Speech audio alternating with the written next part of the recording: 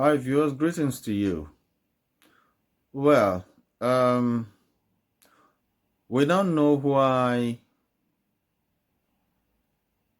Soludo did what he did. It's coming out bit by bit, you see. We don't know why Soludo was vehemently against Peter Obi, against his aspiration to be Nigeria's president. You know, I said then that Soludo talked out of envy, said what he said out of envy, and that he didn't mean well. This is what envy can do. Envy,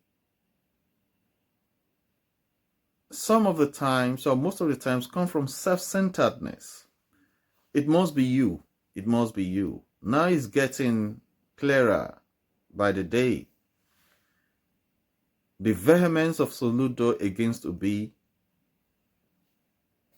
that his investments worth nothing, when that isn't the case. Because I was thinking, what could make this man, who was riding on the back of Obi's popularity in Anambra for what he did to win election in Anambra? If you watched some of the clips of Soludo campaigning, even in debate, when he was citing Obi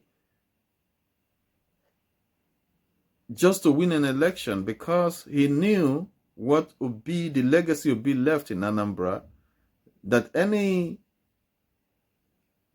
aspirant riding on the back of that good work of Obi to campaign, to debate, and eventually win the election, and turns round against Peter Obi.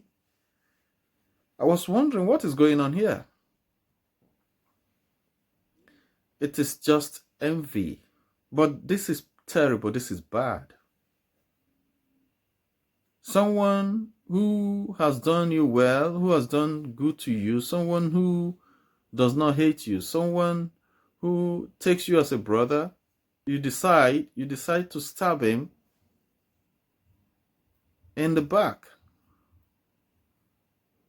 because of your personal aspirations.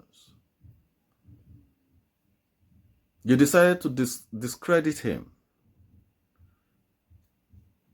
Your attempt to discredit Obi has actually lifted him higher than he was. Now it is clear, it is clearer. Look at the way Soludo received Atiku Abubakar when he went to Anambra to campaign. I'm not saying there shouldn't be any level playing field for aspirants, for candidates. Yes, there should be a level playing field for candidates. In other words, candidates are free to visit each state, of the country, Nigeria. They are free to visit the 36 states, including Abuja, to do their campaigns without any inhibitions, without any frustrations, without any intimidation or harassment. But what I'm talking about here is the manner, the way he received Atiku is like an ally. And he even mentioned that the two credible ones, or the two viable ones to win this election, are APC and PDP.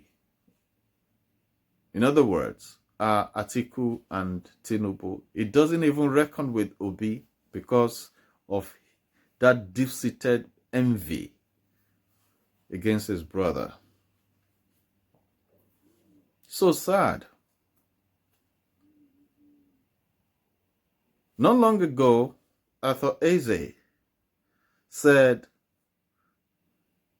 that he doesn't believe in Peter Obi in these campaign towards the election of 2023. He doesn't believe in Obi towards 2023 for the presidency of Nigeria. And that after Atiku, they will support Soludo, that will be the presidential candidate that Igbo extraction will support. So this actually brings to fore the reason Soludo did what he did. Because he thinks that he should be the first Igbo man to be the president of Nigeria. Why should it be Obi? If Obi becomes the president of Nigeria, that means his own chances are gone then. Soludo, must you become the president of Nigeria? If Obi becomes the president of Nigeria, isn't it pride to you?